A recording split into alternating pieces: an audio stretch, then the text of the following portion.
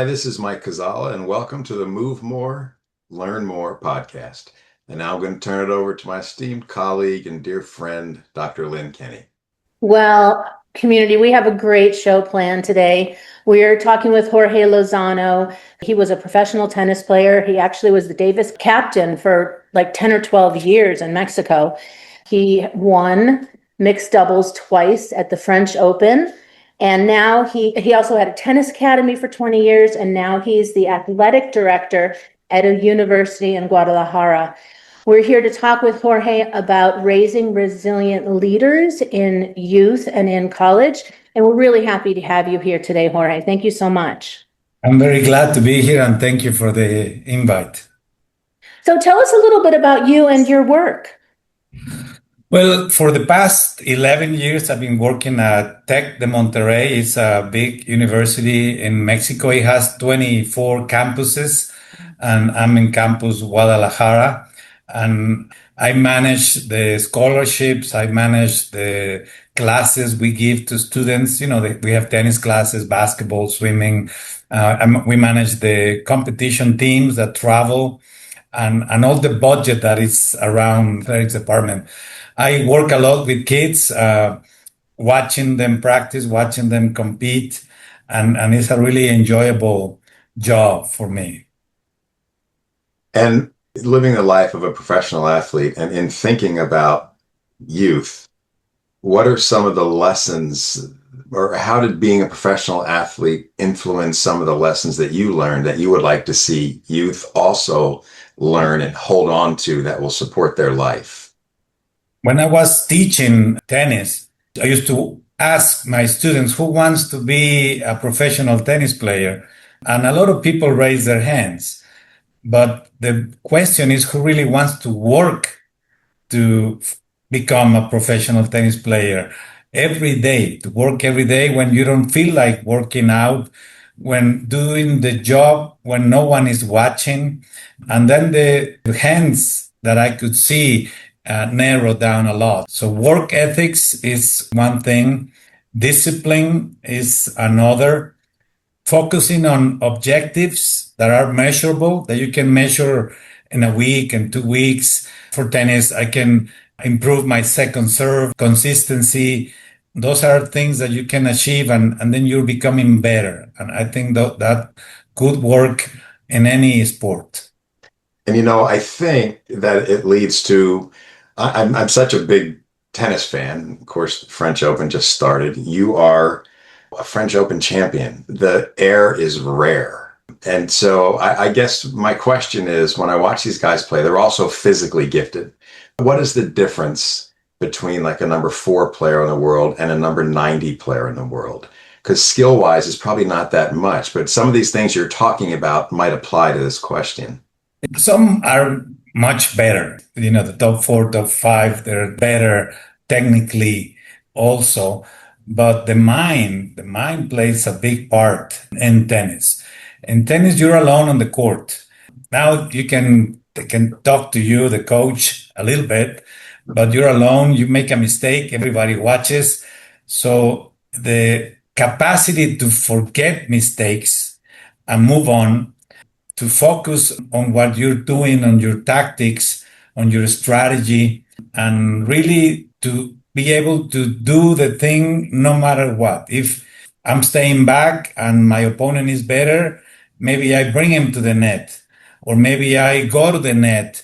The thing is to look for a way out. And I think that applies for life. If you go this way and it doesn't work, try another way and try another. And I think that's key on the top players.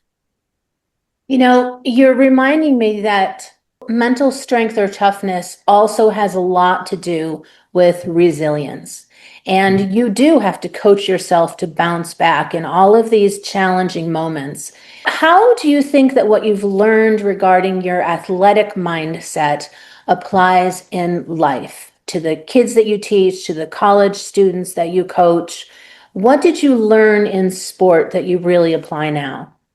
Well, discipline, I think. Discipline is key. Was talking about doing the things even when you don't want to do the things.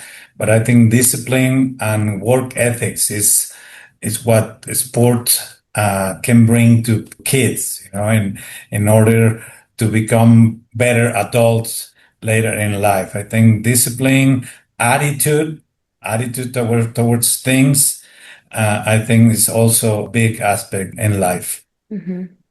And I think that rolls right into a question about parenting.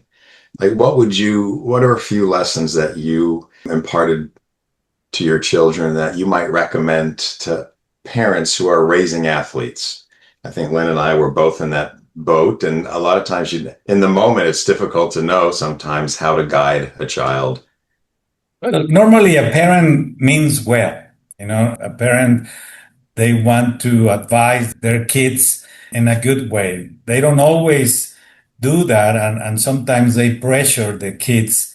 I see it a lot in tournaments where they miss a ball or they lose a match, and parents sometimes they don't even talk to their kids because they lost to someone the parent thought he should never lose to. But what I tell parents now, and I still do, even though I'm not that much involved in tennis, I tell them that a parent should tell their kid whenever they're going to play a match, if you win, you choose where we're going to eat. If you don't win, I choose a restaurant. That's all. That's all that they should tell them, and just support them all the way. Be there for them, and just support them. I think that as parents raising athletes, you're so right that we really do have to resist getting overly involved. Like I used to tell my kids, in all honesty, I said, you can do anything you want to do in your life. If you want to chase garbage trucks and that is going to be your hobby, I will be right there with you. And I think that as a parent who raises an athlete, we really have to say, this is your gig, this is your jam, this is your life. I'm here to support you and encourage you. And we have to let them be kind of separate from ourselves. It's their sport, it's not our sport. And they have to make the mistakes too. It's by making mistakes you learn. I used to play with my boy, who's now 27, and I used to correct him with bend your knees, or you made too much swing. But a lot of the times we used to go to the court, and I said to myself, we're just going to play. I'm not going to say anything. Mm-hmm. And it was hard, but I was able to do it, because they have to develop and figure it out themselves. And sometimes as a parent, we want to be overprotective, and sometimes it's not such a good way. So Jorge, Lynn and I, as you know, just put out a book together. And the one that I wrote before that was called The Peak Performing Teacher, 5 Habits for Success. And at the top of my list, and when I do PD on this or give a keynote, the cornerstone for me is living the physical life. Now, what I like to talk about is how your physical life can inspire the rest of your life. Some of my big achievements, especially early on in my career, were preceded by a physical challenge and a physical success. My definition of success. Finishing a 10-mile road race led to the writing of my first book. And the weight room about saved my life right after graduating from high school. I learned discipline and dedication and desire, and it just played a role in the rest of my life. Have you noticed that? Like physical life you lived with tennis, did that make the rest of your life easier is the wrong word, but maybe more inspired? Yes, and also those little goals that you want to achieve. I went to high school in the United States, and then I went to college, and I wanted to become a professional. I wanted to be a top player in the world. I had a dream of playing on Wimbledon. I had a dream of playing on a center court and winning a Grand Slam. I think dreaming is also good. And I read somewhere that if you are prepared and the opportunity comes, then it will become a success, and if you're not prepared, the opportunity comes and it will pass you by, and it will pass you by another time. And also a good advice is to always be prepared in life for everything, for having a girlfriend, for having a wife, a family. you always have to be prepared, and that works also, especially in sports. You know, we do have a lot of like collegiate and pro athletes in our Move More, Learn More community. And I wonder if you could speak to how you use routines or strategies to cope with the relentless travel and the hotel room after hotel room. And like, did you have your own routine that you stuck to? So if you were in Spain one day and Morocco another, you had some consistency. How did you manage that? It was hard because 40 years ago, we didn't have all the things you have on your phone right now. But you have to plan. You have to have a good plan. You have to stick to your plan. But in order to do something, you have to have a plan. And it will be hard sometimes. And also you have to ask for help.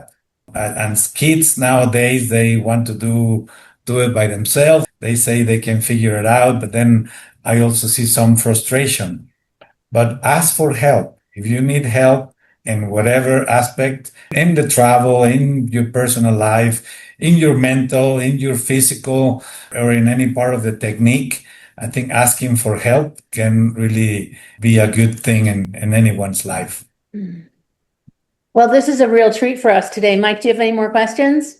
I think it's so enlightening, and professional athletes just have a different perspective on many things because of what they've accomplished. And I so appreciate you sharing some of your insights and thoughts and wisdom and experiences. It's much, much appreciated. Oh, thank you, and congratulations on being, so educated in life and the mental aspect in anyone's part of the human society.